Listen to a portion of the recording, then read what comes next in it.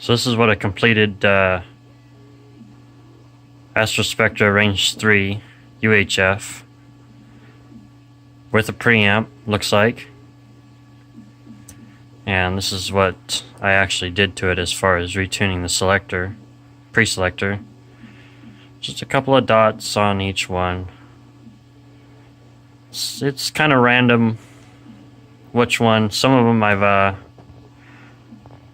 there's one that doesn't have any at all, so it's just kind of all over the place what each particular one needs to actually get it to do what I want.